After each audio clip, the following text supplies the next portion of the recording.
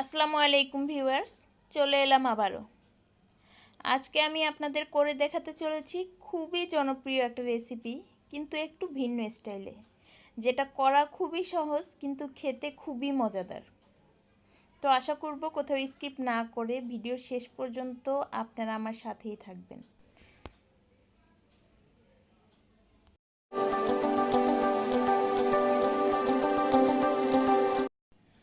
প্রথমেই আমি নিয়ে নেব কয়েকটি ডিম।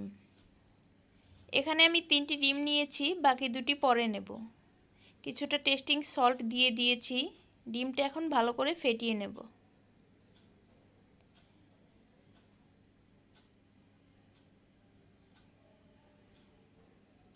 ফেটানো হয়ে গিয়েছে। এখানে নিয়ে নিয়েছি একটি টমেটো এবং একটি গাজর। টমেটোটা আমি একটু পাতলা করে স্লাইস করে কেটে নেব।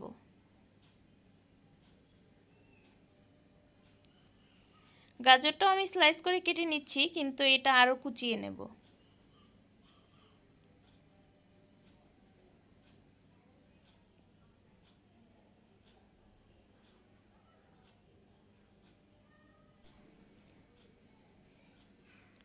নিচ্ছি কয়েকটি ব্রেড, এগুলি আমি কেচি দিয়ে ছোট ছোট পিস করে কেটে নেব।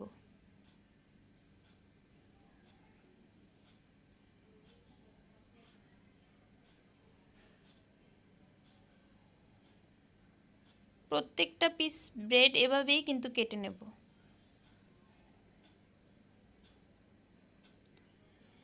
এখন আমি চুলায় ফ্রাই প্যানে তেল বসিয়ে দিয়েছি, আর এখানে নিয়ে নিয়েছি মুরগির বুকের দুপাশের 2টি মাংস। আর এই মাংস দুটি কিন্তু একদম পাতলা। ভেজে নেব মাংস দুটি। উপরে দিয়ে দিচ্ছি গরম মশলা, মানে এর মধ্যে জিরা, এলাচ, দারচিনি সবই আছে।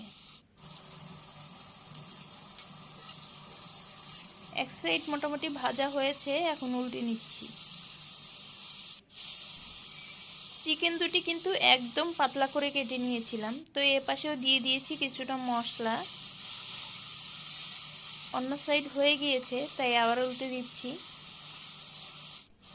চিকেনটা আমি কিছুক্ষণের জন্য ঢেকে রাখবো যাতে সিদ্ধ হয়ে যায়। তো 5 মিনিট পরে দেখুন চিকেনটা কিন্তু সিদ্ধ হয়ে গেছে। তো আমি এখন উঠিয়ে নেব।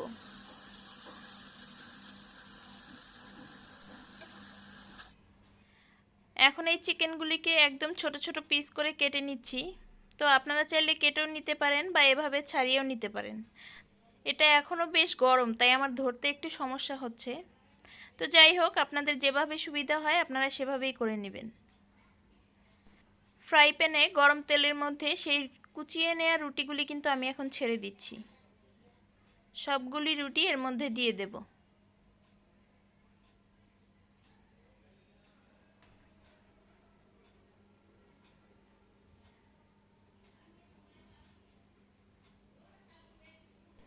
যে ডিম 3টি আমি ফেটিয়ে নিয়েছিলাম সেগুলিও এখন রুটির মধ্যে দিয়ে দেব।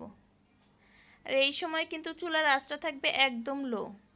কিছুক্ষণ ঢেকে রাখবো। মোটামুটি 2-4 মিনিট পরে কিন্তু এক সাইড হয়ে গিয়েছে, তো এখন এটা উল্টে নেব।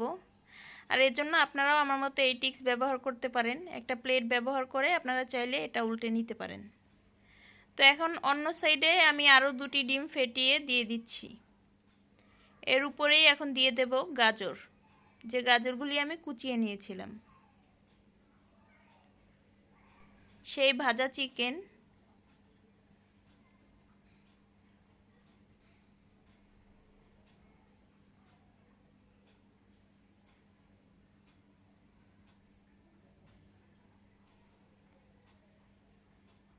এর উপরে এখন আমি দিয়ে দিচ্ছি স্লাইস করে নেওয়া টমেটো।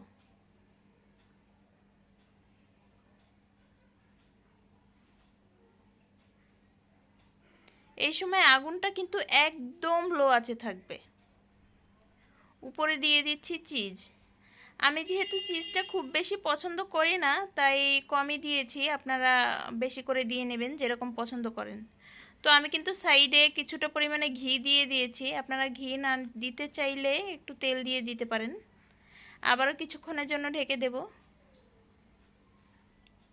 মোটামুটি 10 মিনিট পরে দেখুন আমার পিৎজা কিন্তু রেডি। এখন আমি এটা তুলে নেব।